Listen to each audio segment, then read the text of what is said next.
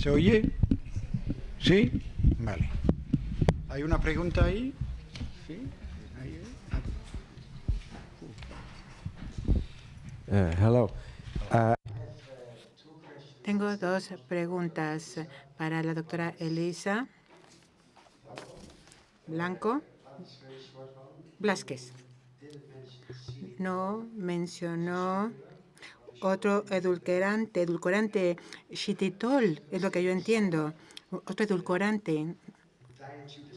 Y lo que usted describió, la dieta que usted describió, es la dieta que también usan las personas anti-envejecimiento, en terapia anti-envejecimiento, o las personas que quieren permanecer sanas más allá de los 100 años de vida. ¿Qué me puede decir acerca de esto? Un edulcorante cuyo nombre no sé cómo se traduce al español, y la dieta que sí es la misma dieta que se usa para terapias anti-envejecimiento.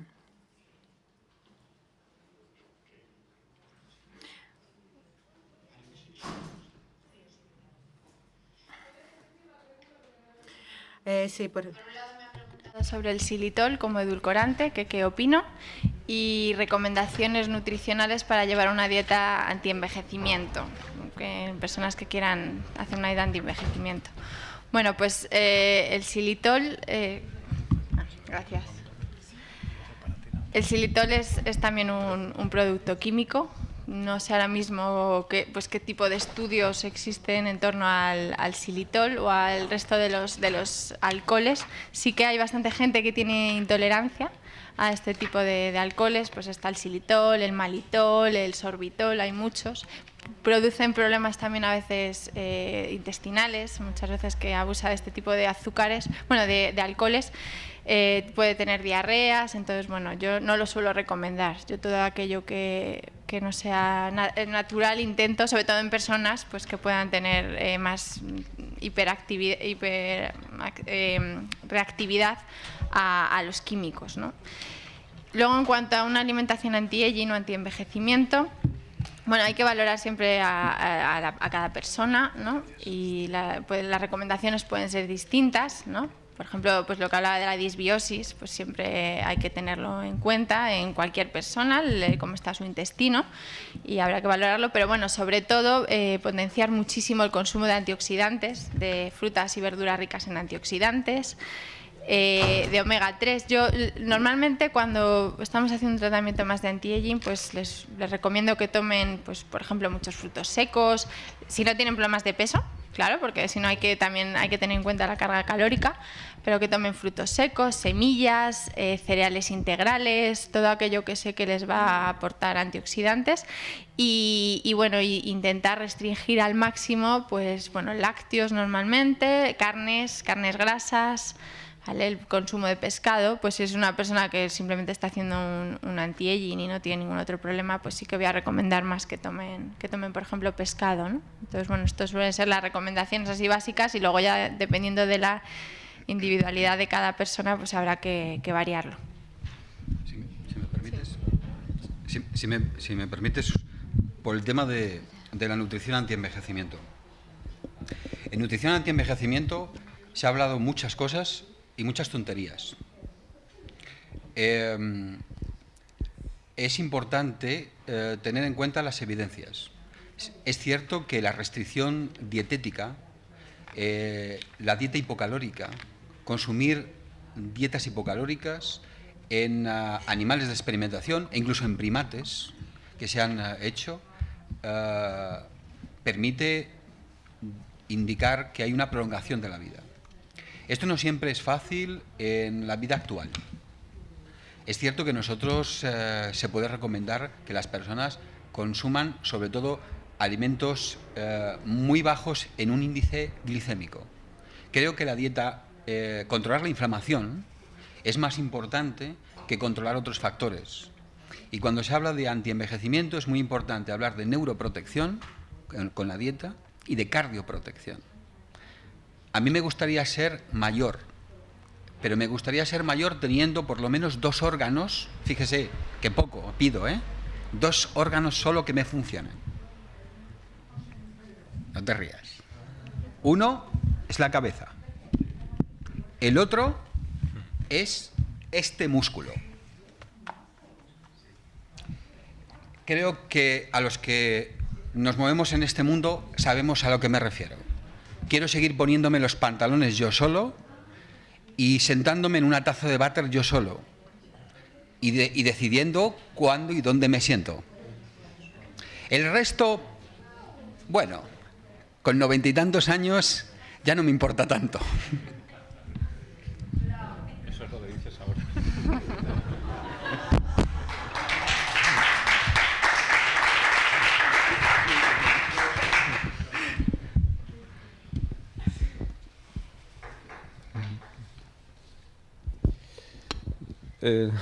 Yo tengo muchas preguntas, pero voy a ir muy rápido. Para el doctor Tinao quería decirle lo siguiente. En las medicinas alternativas que ha señalado Blandas, ha señalado el yoga, reiki, etc. Yo quería decirle que mi opinión es que esas terapias que ha dicho Blandas no son terapias médicas blandas. Las terapias complementarias y sobre todo las introducidas en medicina son acupuntura, homeopatía o motopsicología, osteopatía, que tampoco lo ha señalado, medicina natural en cuanto a fitoterapia, un naturista, pero todo lo demás que ha señalado, entiendo que no está dentro de lo que es la medicina como tal, sino que son otro tipo de apoyos en el que un paciente podemos ayudarle, como en la sauna o todo lo que usted ha señalado ahí.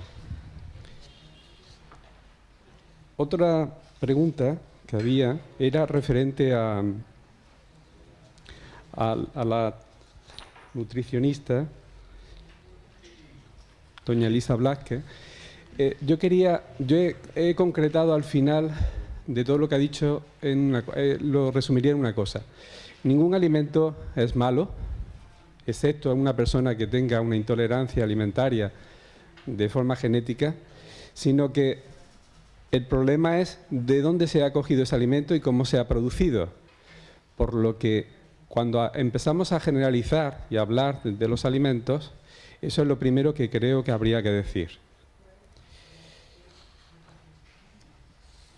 Otra pregunta, no sé si me va a dar tiempo, pero...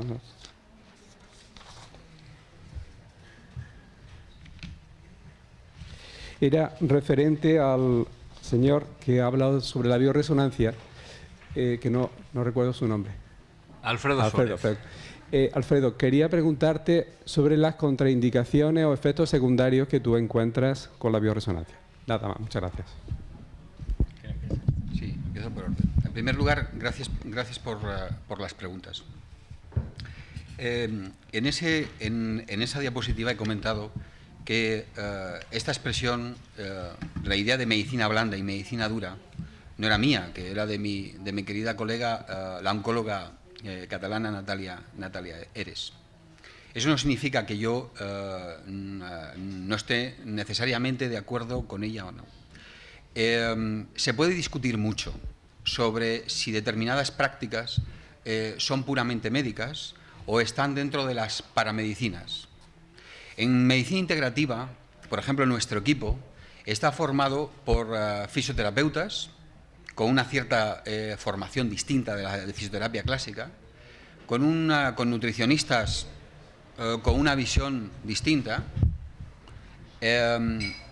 con enfermeras que tienen un conocimiento diferente y también con médicos. Ninguno de nosotros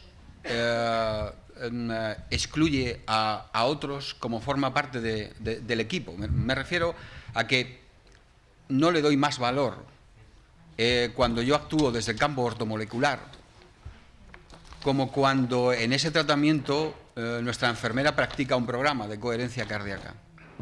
Porque al final, y era uno de los planteamientos que se señalaban desde el punto de vista de las barreras epidemiológicas, creo que es el sumatorio de todos. Y el y voy a emplear otro anglicismo, el enrutamiento del paciente en nuestra clínica, el que obtiene al final un resultado de mejora de su calidad de vida, de mejora de su percepción en patologías crónicas. Entonces, más bien quería decir la idea de que lo blando es más admitido dentro de la medicina más ortodoxa, y podemos discutir qué es blando y qué es duro, ¿no? Y en cambio, cuando se adopta una filosofía más dura, pues hay más problemas, por lo menos en estos momentos. Problemas de todo tipo, jurídicos, pero también de aceptación de esos datos, ¿no? Por ejemplo, la acción que yo puedo tomar, decisiones que yo puedo tomar, por ejemplo, cuando pido que mis pacientes pues se pongan Viscunalbum homeopatizado, ¿no?, para apoyar un tratamiento con cáncer. Y entonces tengo que tomar decisiones, ¿no?, y tengo que hacer sugerencias. Y yo tengo que valorar si tomo esa decisión y explicarle a mi paciente cómo tiene que obtenerlo. Y estoy haciendo un desbalance, ¿no? O cuando yo tengo que tomar la decisión de que alguien, en vez de administrarle un hipnótico, pues que tome melatonina, ¿no? ¿Y a qué dosis? Sobre todo con las fluctuaciones que ha tenido la Agencia Española del Medicamento respecto a esta dosis en España y a este producto. Entonces, quizá deberíamos hablar de duro y blando con la cámara cerrada, y entonces podríamos hablarlo más. Son aspectos que desde luego son discutibles, sin duda alguna. ¿Te puedo rebatir algo de lo que has dicho? Sí. Sí, por supuesto. Sí, mira, cuando se habla de medicina integrativa, si ya queremos ser muy exhaustivos en cuanto a considerar qué son terapias o medicinas complementarias y qué no son medicinas complementarias, si metemos en el mismo saco, y esto lo he visto en varias conferencias, metemos el yoga, el reiki y todo ese tipo de tratamientos, vamos a decir entre comillas, pues los propios médicos lo vamos a confundir. A los médicos lo vamos a confundir. Porque como tú me digas a mí que una medicina complementaria es el yoga, el reiki, o que se dé un masaje, pues mira, ya vamos a formar el taco. Entonces, hay que concretar, entiendo, que dentro de la medicina integrativa hay que concretar, creo yo, a nivel general y en todos los colegios de médicos, en todos, para que tengamos una unificación de los criterios.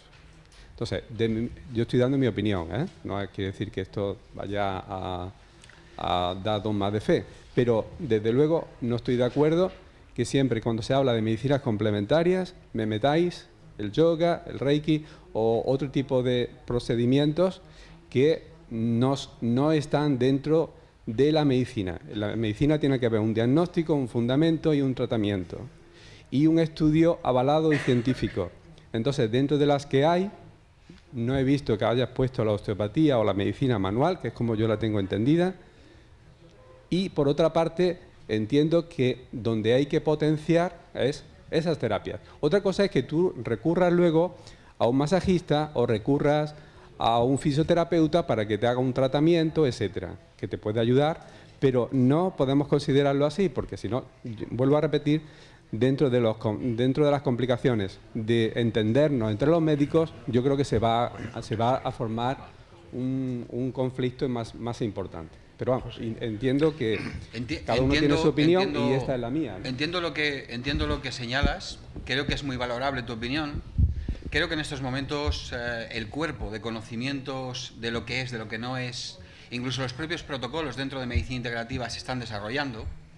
Se están empezando a hacer publicaciones interesantes por parte de autores norteamericanos, también de autores alemanes y británicos, y iremos construyendo. Creo que como todo lo nuevo viejo que nace, tendrá una parte que habrá que encajar y definir. Gracias. Yo quiero hablar un poco del tema. Yo pienso que es una confusión de querer decir esto es medicina, esto no es medicina. lo que he entendido todo este congreso es que hemos insistido todos y muchos sobre la individualización, adaptar la medicina a cada persona, adaptar el tratamiento a cada persona según su sensibilidad. La ponencia de Alfredo y muchos ayer también han insistido sobre otros factores que determinan la respuesta de los receptores. Entonces, yo pienso que no podemos separar lo que no es medicina con título de médicos y no. Lo que hay que ver es la persona. Entonces, yo entiendo que en un contexto como medicina integrativa, bueno, puede ser que no ponga, pero para mí es importante es la persona. Y es esto que ofrecemos a la gente, ¿no? Bueno, quería.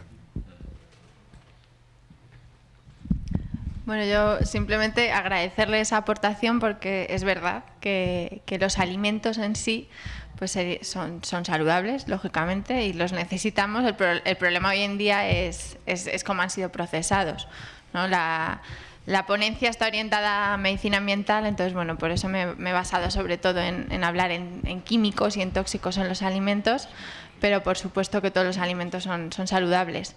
A una persona que no tenga ningún problema de toxicidad o de una enfermedad que esté relacionada con el medio ambiente, pues yo simplemente lo que le recomendaría es que comiese de todo. Lo que pasa es que hiciese muchísima rotación de alimentos. Hoy en día lo que no debemos es abusar de nada. No debemos abusar ni de la carne, ni del pescado, ni de determinadas frutas, ni comer absolutamente de todo, y así al final pues no estamos sobrecargando nuestro organismo de nada. Pero vamos, que estoy totalmente de acuerdo con lo que ha dicho.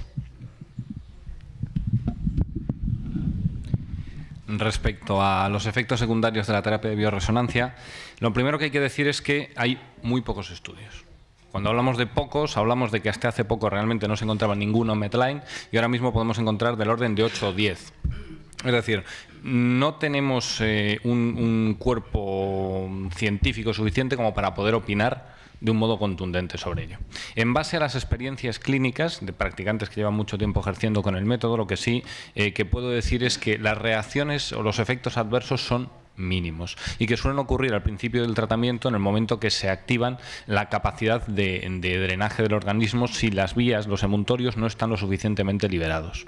También puede ocurrir que procesos que estén latentes se activen. Es decir, una persona que está comenzando un proceso gripal, por ejemplo, puede notar cómo se incrementa la sintomatología en un breve espacio de tiempo después de sufrir un tratamiento, después de tener un tratamiento de bioresonancia.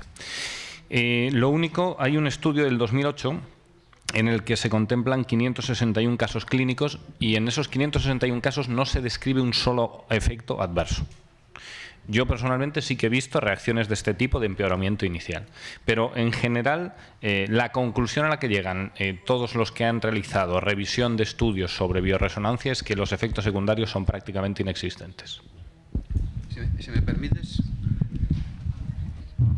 Luego también está el capítulo que forma parte de la llamada medicina defensiva, ¿verdad? Porque eso también hay que tenerlo en cuenta. Entonces, sí, desafortunadamente. Entonces, ¿a quién no ponemos en la máquina? ¿A quién no le metemos? Primero a una mujer embarazada. Ni se me ocurre. Cuando me digan que está embarazada, le diré, pues nada, utilizaremos cualquier otra cosa, pero esto no, ¿no? Porque es cierto que hasta ahora los estudios señalados, pero nadie me dice que en un momento determinado alguien me puede decir esto fue lo que ocasionó tal problema teratógeno. En segundo lugar, a pacientes que lleven marcapasos. Los que llevan marcapasos, tampoco. Y alguien me puede decir, pero si no tiene razón de ser. Diré, ya lo sé, pero no. Y en tercer lugar, algunos tipos histológicos de tumores cerebrales.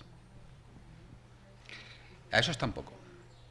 En cuanto que me dicen por información de la historia clínica del paciente, a veces los pacientes, y esto lo sabemos todos, no nos lo dicen todo, luego lo dicen una segunda vez, ¿no? Algunos tipos histológicos no entran. Y esas son básicamente las recomendaciones. Es cierto, termino, es cierto que muchos pacientes en las primeras sesiones notan que están mucho peor, se encuentran realmente mal, ¿no? Y esto es algo que, bueno, nos obliga a veces a ser más precavidos en algunas personas que son efectivamente especialmente sensibles, ¿no? Por lo demás, es un proceso diagnóstico y terapéutico con un alto nivel de seguridad, hasta ahora. Una pequeña cosa quería añadir. Realmente sí que existen determinados dispositivos, como son sondas activas que emiten un campo electromagnético intenso, que no se deben utilizar en pacientes con determinadas características, como por ejemplo marcapasos, tampoco sobre prótesis que tengan un componente metálico. El tema de evitar en determinados casos, como decía el doctor Tinao, de embarazadas, es más de lógica, si queremos llamarlo así, que por otro motivo, porque realmente sí que existe casuística de tratamiento de mujeres embarazadas y no ha habido ningún problema asociado. Sí, doctor Tinao, encontré sumamente interesante lo que dijo usted sobre el tejido del intestino y el tejido del tiroides. ¿Podría dar un poco más información sobre eso? Bien, lo diré básicamente. Yo creo que los médicos necesitamos recuperar nuestros conocimientos que nos dieron las facultades de medicina básicos. Por ejemplo, la embriología o, por ejemplo, la bioquímica. Yo cuando me empecé a interesar por la medicina integrativa, reconozco que he tenido que pegarme unas panzadas a estudiar bioquímica, pues para poder entender ciertas cosas. Yo creo que los bioquímicos nos hemos obligado, los clínicos, y nos han obligado los bioquímicos a volver a estudiar. Y a volver a estudiar también fisiología. En las facultades de medicina solamente dedicamos un año a la fisiología y todo el resto a las enfermedades. Esto es una cosa que quizá los currículum médicos deberían cambiar en el futuro. Cuando surge el tema del enfoque del Hashimoto de esta manera es porque, insisto, nosotros estábamos tratando de disbiosis intestinal y entonces no entendíamos por qué de pronto el paciente llegaba a un momento en que tenía sintomatología de hipertiroidismo farmacológico, recibiendo una determinada dosis. Entonces estaba claro que es la luz que de pronto puedes ver, lo ves o no lo ves, y también tener un enfoque más abierto. A partir de ahí, para poder entenderlo, pues como todo el mundo creo que hace, ¿no? Uno se dedica a estudiar, a mirar Medline, que se ha publicado, que no, que tal, y de ahí se descubren cosas y nexos como un detective, pues como hacen los investigadores, y yo no soy un investigador, ¿no? Y es, ¿qué conexiones hay entre intestino y tiroides? Y resultaba que había una conexión de carácter embriológica. Luego, yo me acuerdo de un profesor fantástico, yo he tenido muy buenos profesores, me acuerdo mucho de ellos y siempre se lo agradeceré al que te enseña. Y es que él decía siempre, un profesor de histología, la función hace la forma. Eso es todo. Y entonces uno empieza a mirar un tiriocito y dice, pero si esto es un enterocito, pero al revés, ¿no? Aquí hay un polo intestinal, aquí hay un polo vascular, aquí hay un polo basal y luego cómo funcionan los receptores transmembrana, ¿no? La participación que tiene y por qué, yo lo decía en Valencia, ¿por qué puede haber anticuerpos anti-TPO si eso está allí metido? Si el linfocito nunca entra en contacto con ese receptor, porque el del polo basal todavía, pero el de allá al fondo, ¿no? ¿Cómo es posible que esto entre? ¿No? Si no tiene por qué entrar. Y luego hacerse preguntas a veces sencillas. Que son las preguntas que muchas veces los que están fuera de la medicina nos plantean. Porque nosotros, es como siempre, alguien puede decir, oiga, ¿y esto qué es? Dice, pues esto es una copa. Y todo el mundo dice, sí, esto es una copa. Pero un día alguien llega y dice, no, y además es una flauta, ¿no? Y hace un sonido. Y de pronto tu mente cambia. Yo creo que eso lo necesitamos todos, y más para desarrollar este tipo de medicina. El elemento, y eso por eso quería traer el caso, para ver el enfoque, no el resultado, que era. Simplemente es eso. Y de esto hay multitud de facetas.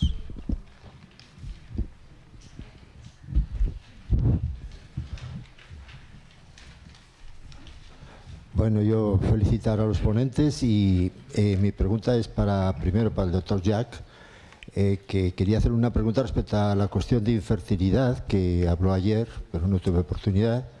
Entonces, entonces la pregunta era que de todos los casos que ha tratado de infertilidad, creo que prácticamente todos los trataba con homeopatía también. O sea, indudablemente hay que tratar la cuestión de alteración espermática, pero luego también ponía tratamiento con homeopatía, tal vez con homeotoxicología. Yo entonces quisiera saber, le pregunto si me puede responder qué es los remedios homeopáticos que utiliza más frecuentemente. Indudablemente hay que tener el tipo constitucional, el remedio de fondo, pero dentro de su experiencia, ¿cuáles los remedios homeopáticos que más frecuentemente utiliza? Y ahora voy a hacer un comentario que no es una pregunta. Yo es que he visto el programa y todo me parece muy bien. La verdad, francamente, es excepcional. Es la primera vez que participo yo en un congreso. Indudablemente me he metido yo en esto de síndrome químico múltiple por chiripá. Yo soy de Zaragoza. Pero me echo de menos un tema monográfico, que es el síndrome de permeabilidad intestinal. El síndrome de permeabilidad intestinal... El próximo congreso. Bueno, entonces el doctor Tinao, mi amigo Pepe... No sabes mucho de esto, igual lo tienes que dar tú. Pero me ha encantado. No, es que simplemente si tenemos que el 60 o el 70% se produce a nivel del colon, yo tengo la experiencia que tengo 5 casos estudiados hasta ahora que todos han empezado por un problema digestivo, más aún cuando que todos han tenido, son todos con un problema de otorrino, porque me han venido por unas alergias para tratar, que no con corticoides ni con antihistamínicos, sino por medio de homeopatía, homotoxicología, mesopuntura. Y entonces, pues, lo primero que hay que tratar es la cuestión intestinal. Más aún, cuando tratan la cuestión intestinal, mejoran, o sea, cuando mejoran de la alergia, empeoran de la disbiosis intestinal y tienen unos problemas que hay que hacer el equilibrio. Por eso, este es un comentario que si hay otro congreso, pues me gustaría que se incluyera. Pero bueno, la pregunta es para el doctor Jack, si es tan amable de contestarme. Bien, muchas gracias. Lo que he dicho ya antes, para mí, cuando empecé, mi carrera es un poco... Empecé como doctor en medicina, luego me hice la especialidad de ginecología. Pero siempre he sido muy inquieto.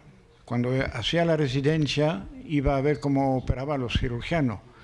Luego, cuando teníamos turnos de residencia, iba a la anestesiología para aprender a reanimar. Y cosas siempre así. Entonces, siempre he sido inquieto. Y cuando hice la carrera de ginecología, bueno, para mí había cosas que fallaban, cosas que no me... Y tuve la suerte de conocer a una homeópata francesa que la primera cosa que me dijo, tú no eres médico. Digo, ¿cómo que no soy médico? Doy clase de obstetricia en la universidad y no soy médico. Bueno, no eres médico. Y digo, bueno, voy a intentar lo que es... Me habló de la homeopatía, evidentemente. Empecé la homeopatía, y fue catastrófico, porque era un homeópata unicista que no conocía muy bien el drenaje de toxinas e hizo una agravación terapéutica. Pero me curé de lo que tenía. Entonces me abrió mucho la mente todo esto. Y doy las gracias a esta homeópata francesa que me ha abierto los ojos, ¿no? Pero luego, como tengo la formación, estoy totalmente de acuerdo con José Tinao ahí, hay que volver a ser fisiólogo, hay que volver a la base, hay que volver a entender cómo funciona una célula. Pero mi propio camino me ha hecho escuchar, aprender mucho de otros.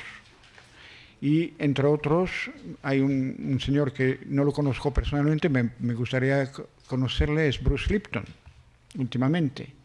¿Y Bruce Lipton qué dice? Bruce Lipton dice que en la célula, el comportamiento de la célula, el que manda no es el ADN, sino los receptores. No sé si comparten Martin Paul y William Rea este punto de vista, pero para mí, como tenía la formación homeopática, me parecía correcto. ¿Qué hacemos con la homeopatía? Empecé la formación homeopática en una escuela unicista, en Bélgica. Además, trabajé en la consulta de un famoso belga que es Jacques Imberex. Y después dije, no me gusta porque no responde a lo que estoy buscando. el respecto de la fisiología. Si tenemos células y si la célula, ser unicelular, se ha puesto con otros para el servicio del conjunto, para mí es un principio de evolución. Entonces, hay que dialogar con el sistema. Y lo que me gusta mucho de todo lo que he oído hoy es esto. Hoy, ayer también, cuando oigo a Martin Pol, al profesor Martin Pol o a William Rea, lo mismo. Buscan cómo funciona, cómo podemos dialogar de una forma u otra con la célula y con los mecanismos intracelular y extracelular, los receptores. Entonces, todo este largo preámbulo para explicarte que la homeopatía que utilizo, la utilizo en este sentido. Entonces, no sé si remedios constitucionales, efectivamente hay remedios constitucionales, pero tuve la suerte de conocer a Jean Helmiger, un suizo, que él se formó con electrómetro de Foll, que se formó con el doctor Sen en Ginebra. Y este ha creado su propia teoría de la isoterapia secuencial. Lo conocí en 88 y me pareció fantástico. Entonces, la homeopatía que yo utilizo, como soy ginecólogo, como volví a aprender lo que es un poco de endocrinología, volví a interesarme a lo que es la microinmunología, la micronutrición y los receptores, siempre me apasionaban. Entonces, yo uso toda la historia del paciente, volviendo atrás, como lo preconiza Helmiger, y a partir de entonces voy a dialogar con los sistemas. Uso la dilución homeopática, que no tiene efecto secundario, para activar un receptor, que sea progesterónico, que sea foliculínico, en caso de hombre, que sea testosterónico. ¿Ves? Voy a quitar lo que a mi juicio, con la ayuda de la persona, pudiera alterar el equilibrio homeostásico, como hemos visto. Es lo que utilizo en homeopatía. Y esto me da mucho resultado. ¿Ves? Entonces, no me califico como homeópata. Sí, uso la homeopatía. Me formé en una escuela homeopática. No me defino como un microinmunoterapeuta. Sí, que formé a muchos médicos en microinmunoterapia, formé muchos en homeopatía. Pero al final de todo, yo intento ser médico y sobre todo amigo de las células. Yo pienso que ahí estoy con ellos.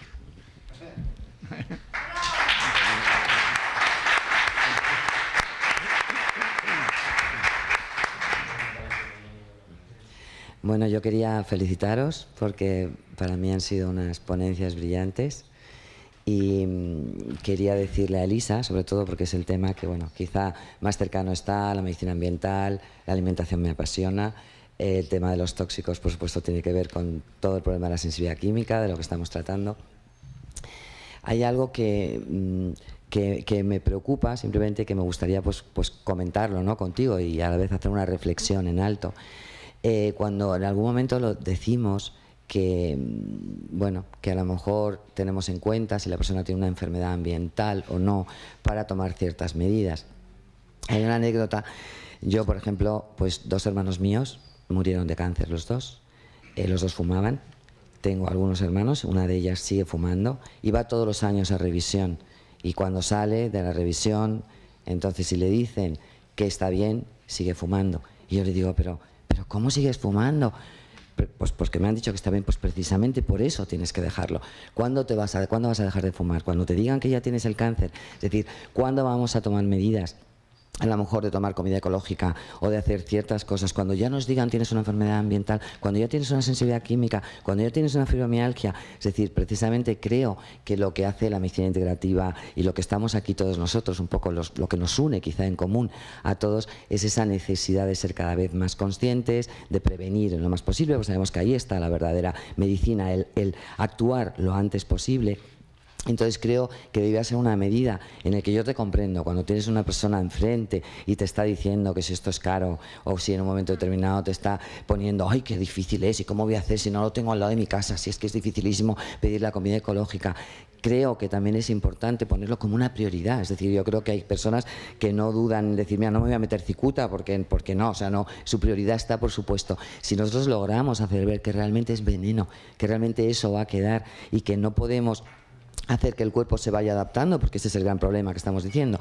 El cuerpo no se va a adaptar, o si se va a adaptar, se va a mal adaptar, de tal manera que queda de forma silenciosa todos esos tóxicos y poco a poco van a hacer el daño. Entonces me gustaría que en eso apoyáramos personas tan expertas como tú, que me has parecido, la que has hecho de verdad una ponencia muy brillante, que nos sintamos con un poquito más de fuerza cuando estemos ante un paciente y decirle, no, igual que sabes que si eso le va a hacer daño, decir, es que esto es prioritario, tendrás que a lo mejor valorar de ciertas cosas, a lo mejor te va a incomodar, a lo mejor tendrás que ahorrar de otras cosas, pero realmente es importante. Y si en lugar de tomar a lo mejor 40 alimentos o tener, me acuerdo porque una amiga mía en un momento determinado cuando hizo el cambio empezó a tomar comida ecológica, empezó con todas esas cosas y de repente dijo, oye, ¿sabes lo que he pensado? Que en lugar de tener mi nevera llena con 40 cosas distintas, a lo mejor ese mismo dinero lo voy a utilizar en tener 15, pero que esas 15 sean buenas y que de alguna manera me sienten bien.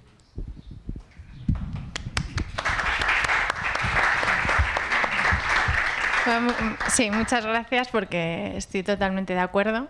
Yo creo que la nutrición es medicina preventiva, o sea que el comer bien tenemos que empezar por ahí, que no deberíamos esperar a estar mal. Y hombre, yo por supuesto intento explicárselo a mis pacientes, ¿no? Pues eso, que realmente nos gastamos muchas veces el dinero en cosas que no son necesarias, tenemos otras prioridades y parece que la salud es lo último, pero a veces cuesta dar. También es verdad que cuando los pacientes notan el cambio, o sea, normalmente yo la primera cara de la que salen, o sea, de mi consulta su primera cara es horrible, de madre mía, ¿ahora qué voy a hacer? Luego te llaman, porque yo les digo llamarme, aunque sea desde el supermercado, y decirme las cosas que veis y no encuentro nada, no puedo comer de nada, y cuando empiezan a buscar alternativas, yo también pues utilizo mucho, por ejemplo, darles ideas de técnicas culinarias, de cómo puedo comer esto, otro, o sea, opciones, meriendas, o sea, lo tienes que enfocar más un poco pues eso, a buscar la palatabilidad del alimento, a buscar porque todos nos gusta pues disfrutar con la comida, ¿no? Y entonces, bueno, cuando empiezan a disfrutar de esta comida y encima ven que se encuentran muchísimo mejor, la mentalidad empieza a cambiar, pero a veces cuesta. Pero bueno, estoy totalmente de acuerdo que no solo tendremos que hablar de cuidarnos en personas que tengan ya una enfermedad, sino desde antes, ¿no? Otra cosa es que, bueno, de vez en cuando, pues digamos, oye, pues hoy me voy a comer algo que sé que no es... O sea, tampoco llegar a obsesionarse, porque al final a veces también el grado de estrés al que podemos llegar cuando estamos muy, muy obsesionados con todo lo que comemos, pues tampoco es bueno, ¿no? Entonces decir, bueno, yo voy a cuidarme, dentro de mi casa voy a intentar llevar la alimentación más sana posible, incluso si más gente tomásemos más alimentos ecológicos no serían tan caros. O sea, que yo creo que eso es algo, y cada vez hay más gente que empieza a consumir esto ya como prevención, porque pues sobre todo lo hacemos porque tenemos casos cerca que es verdad que nos hacen pensar. Y bueno, yo creo que sí que es fundamental que nos concienciemos con esto. Un pequeño detalle. La doctora Pilar Muñoz Calero acaba de comentar un aspecto muy importante y es la actitud beligerante, exigente, que los médicos, conociendo el beneficio a nuestros pacientes, les tenemos que exponer. También es verdad que en estos momentos, cuando se habla en el campo de la medicina medioambiental, hay un problema que tenemos que asumir los médicos, y es que también tenemos que ser beligerantes en el plano político. Debemos exigir y salir no solamente de nuestras consultas. Esto es complicado, porque nosotros no estamos acostumbrados a eso. En cambio, nos tiene que pasar como los médicos londinenses de la segunda revolución industrial, cuando ante las crisis de cólera decidían que abandonaban la medicina y se presentaban a las elecciones para ser concejales y poder sencillamente canalizar las excretas por un lado y las aguas potables por otro. No pido ese tipo de sacrificio, meterse en política, por Dios, sería demasiado cruel. Y abandonar esta pasión tan grande que tenemos Pero sí es cierto que tenemos una obligación porque la situación medioambiental mundial es dramática. Es auténticamente dramática. Si no conocemos lo que están pasando. Se están hundiendo barcos cargados de auténtica mierda en las costas de Somalia, en las costas de Egipto. Lo sabe mucha gente, no se dice. Están muy contaminados los mares, está muy contaminado todo. La porquería la trasladamos de un lado a otro. Los alemanes nos la pasan a nosotros se la pasamos a los de la África subsahariana, a ver quién es el que aguanta más. Entonces, desde ese punto de vista, yo tengo que reconocer que también mi actitud ha cambiado, puesto que nuestro presidente, nuestro presidente de la Fundación, sí nos exhorta, José María Hernández, a que debemos tener este plano político y esta actitud de combate, ¿no? Y eso es importante. Todos nosotros deberíamos empezar a tener ese cambio.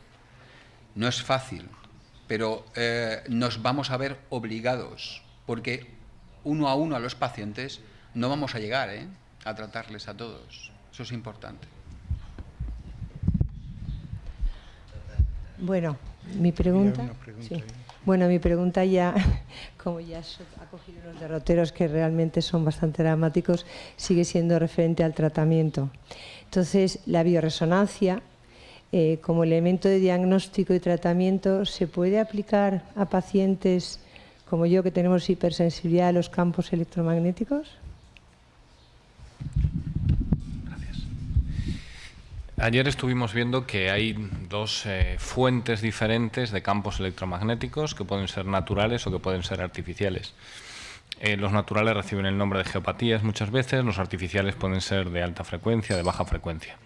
En el sistema de diagnóstico de Mora, en concreto el que hemos hablado de hoy, que es el sistema de diagnóstico sistémico desarrollado por el profesor Cornelissen, se testan ambos factores. Se testan radiaciones de origen natural, radiaciones de origen artificial, y no solo eso, sino que se hace un tratamiento. En concreto, el equipo Mora ofrece un tratamiento que a nivel sintomatológico se observa como muy eficaz en el caso de personas que han estado sometidas a campos electromagnéticos tanto de origen natural como de origen artificial. Es decir, que se puede testar y no solo se testa, sino que se trata.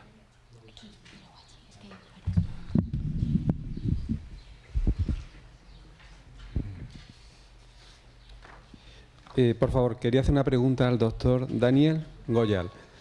Era referente a Daniel, sí.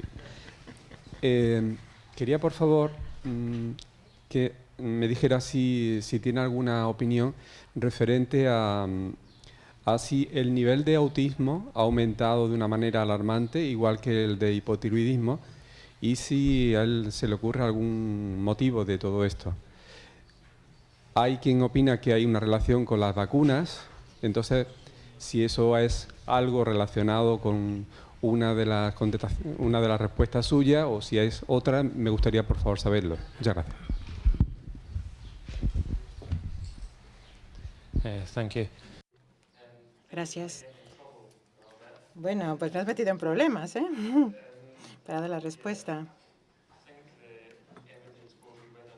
Creo que pronto llegará a nosotros la evidencia con estudios controlados, definitivos. Martha Herberg, de la Harvard Medical School, profesora de neurología pediátrica, está realizando un estudio, el más amplio jamás realizado, en torno a aspectos biológicos del autismo. Y esperemos que dentro de 1 año o 2 años tengamos los resultados disponibles. Tiene un trabajo sobre el autismo en el cerebro, como trastorno del cerebro, los efectos en el cerebro. ¿Es un trastorno del cerebro? Para explicar el autismo de manera detallada y también para explicar el fracaso por parte de la medicina.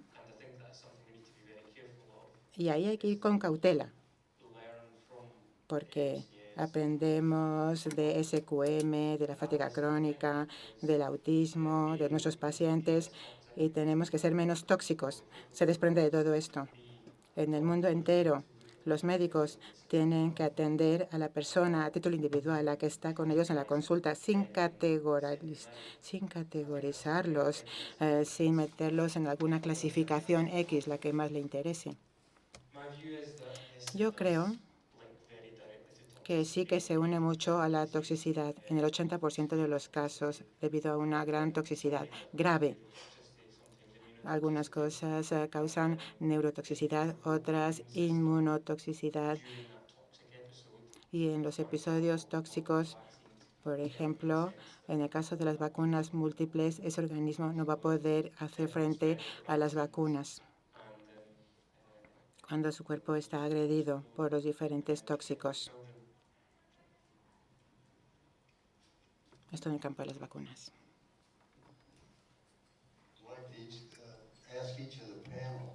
Quisiera preguntarles a ustedes, miembros de este panel, bueno, aquí se ha dicho que yoga no puede formar parte de la medicina, aquí se ha dicho, sin embargo, es la única modalidad que sí que fortalece y refuerza y tonifica el sistema nervioso autónomo. Por favor, hablen ustedes de otras modalidades. Los invito a ustedes, los panelistas, de frente de nosotros en esta sesión de debate, lo que podría ayudar al sistema parasimpático. ¿Qué otras modalidades terapéuticas podrían ayudar? Para ayudar al sistema nervioso autónomo, al parasimpático. Sí.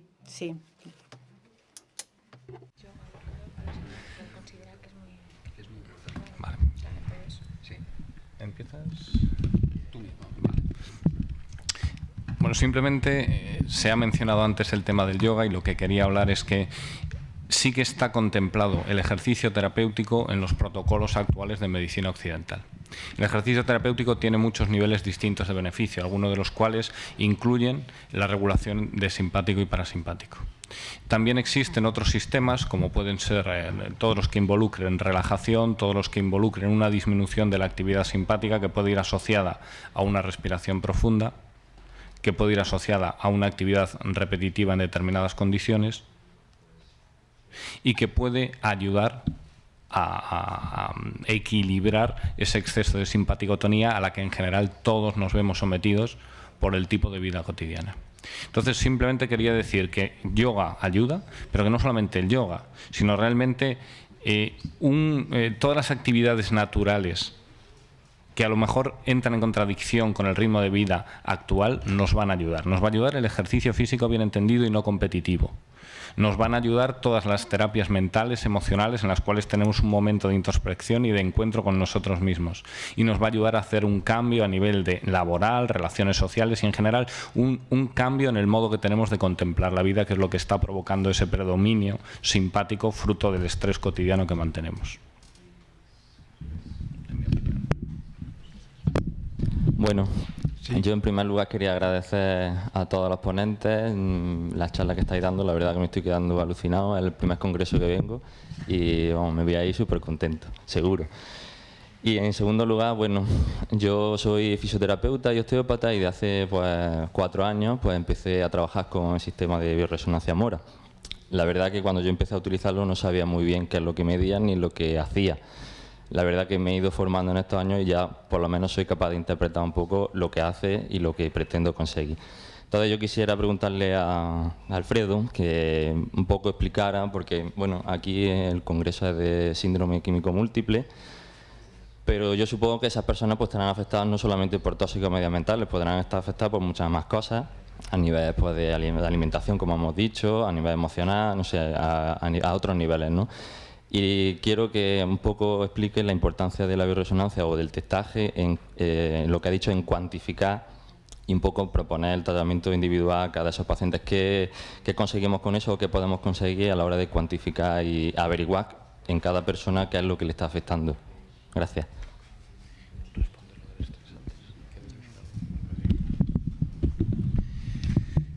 Pues realmente...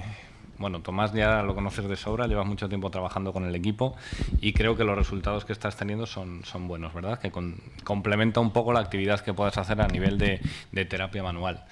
Lo interesante de la bioresonancia es el amplio espectro que tiene, es decir, nos puede servir para evaluar a la persona en cuanto a estreses que puede estar sufriendo, estreses que van desde el tipo electromagnético, como hemos comentado antes, a problemas de sensibilidad a determinados alimentos, a excesos o carencias. En excesos podemos encontrarnos tóxicos ambientales, podemos encontrarnos metales pesados, en carencias podemos encontrar oligoelementos, podemos encontrar vitaminas, minerales. Entonces sí que nos sirve para hacer un barrido muy amplio de la persona y ver cómo se encuentra a nivel orgánico y qué estreses la están afectando. La posibilidad de cuantificar, como tú bien dices, lo que nos da es la prioridad terapéutica. Vamos a intentar encontrar cuál es ahora mismo el mayor problema que tiene esa persona y cómo podemos afrontarlo, en lugar de dispersarnos muchas veces. Entonces, en ese sentido sí que es una guía. Cuando viene la típica persona, cada vez más, que sufre una patología crónica, que ha atravesado ya un circuito de terapeutas, de profesionales de distintos tipos y no ha encontrado solución, que trae una sintomatología compleja, que abarca muchos sistemas, la oportunidad de ir discriminando y de ir priorizando los estreses es muy interesante. No sé si te estoy respondiendo, pero... Sobre todo, que yo más o menos ya lo voy conociendo, pero un poco en la charla quería que un poco explicara más ese concepto, porque yo creo que es importante, sobre todo en mi caso, yo trato sobre todo en consulta muchas patologías crónicas del aparato locomotor, bueno, diagnosticados por fibromialgia o yo que sé, artritis reumatoide, y luego... cuando yo he pasado a trabajar con el sistema de Mora, con el sistema de bioresonancia, me he dado cuenta de que a cada uno había que hacerle una cosa. Sí. Y que la medición, pues a uno le daban los tóxicos medioambientales como lo más principal, aparte luego tenían otra serie de estreses que, como tú bien dices, pero era que a mí yo me estaba alucinando diciendo, puedo cuantificar, puedo medir qué es lo más importante que le pasa a esa persona e ir tratándolo. Entonces, bueno, quería que un poco reforzara ese concepto. Yo creo que sí que abre nuevos campos. Solamente citar un estudio sobre fibromialgia, ya que lo has dicho. Se hizo un estudio con un grupo al que se le sometió, por un lado, solo a terapia manual y a otro grupo se le sometió a terapia manual más bioresonancia. En una escala subjetiva de dolor muscular, lo que se vio es que había una mejora del 37% en el grupo sometido a terapia manual y del 72%, casi el doble, en el grupo sometido a terapia manual más terapia Mora. Gracias. Gracias. Antes de la próxima pregunta, aprovecharía para contestar a profesor William Rea sobre el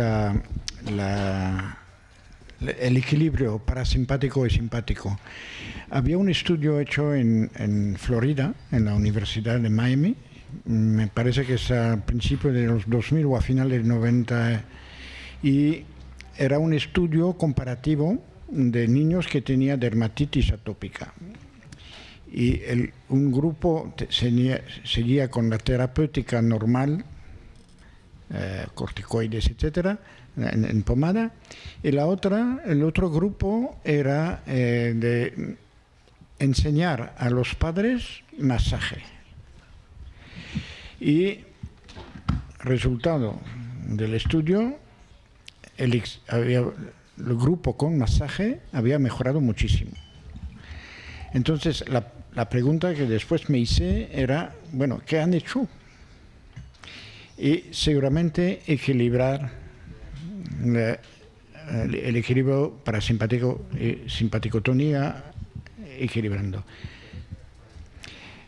Lo que pienso es que todo lo que estamos haciendo juntos, evitar tóxicos, que es muy importante, potenciar los propios mecanismos fisiológicos de equilibrio, lo que estamos haciendo todo el rato.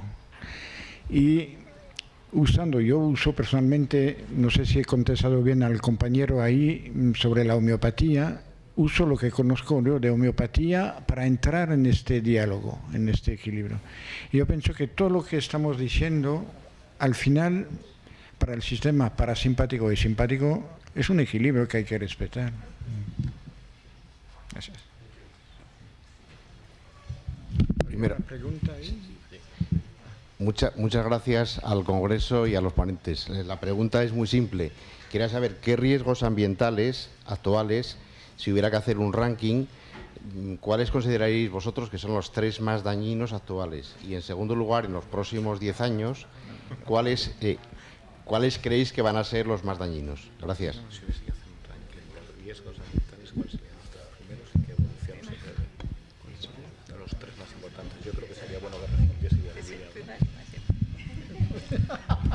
Mejor te va a responder William Rea, que probablemente lo haga con más conocimiento que nosotros. Muy bien, muy bien, muy bien. ¿Le das el micrófono, por favor? Sí, el que sabe, sabe. Well, the three most Bueno, los riesgos más importantes son los plaguicidas, el gas natural y el formaldehído. En el futuro, lo electromagnético, lo inalámbrico y el wifi también van a ser un gran problema. Tendremos que encontrar maneras de enfrentarnos a estos intoxicantes incitantes, porque los gobiernos van a seguir promocionando lo inalámbrico, lo wifi. Por lo tanto, ahí va a haber una gran lucha, unos a favor, otros en contra. Dicen que es mejor siempre ir detrás de una persona sabia, y yo aprovecho. No tiene sentido que los franceses hayan retirado el wifi de las escuelas hace tiempo. Uno de los proyectos que tenemos que poner en marcha en la Fundación Vivosano es luchar contra este tema, retirar el wifi de las escuelas. Este va a ser uno de nuestros, creo que, capítulos, por iniciativa también de José Mari, de José María, que vamos a tratar de batallar. Ya les exhorto, en la línea de exhortar, el apoyo de todos ustedes a este proyecto que queremos empezar a tener. Insisto en esto, los franceses lo han retirado y no entiendo, yo personalmente, sí lo entiendo, pero creo que no se puede ni siquiera mentar que solamente por razones económicas y de abaratamiento de costes se esté colocando wifi como algo además que se vende como un avance, ¿no?, en las escuelas. Por lo tanto, me ha gustado mucho que diga esto porque ya, eso es.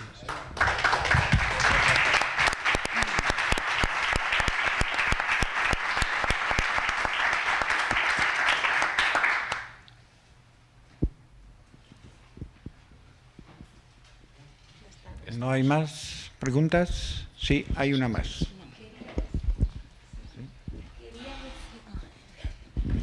Quería decir que es que el lobby es muy poderoso, el lobby de las industrias. Y aquí lo del wifi, precisamente hay un lobby que está detrás de tenerlo en todas las escuelas. O sea que aquí lo importante es luchar políticamente contra las personas que quieren implementar todo eso sin ni siquiera haber tenido antes una experiencia de ver lo que van a producir en los niños.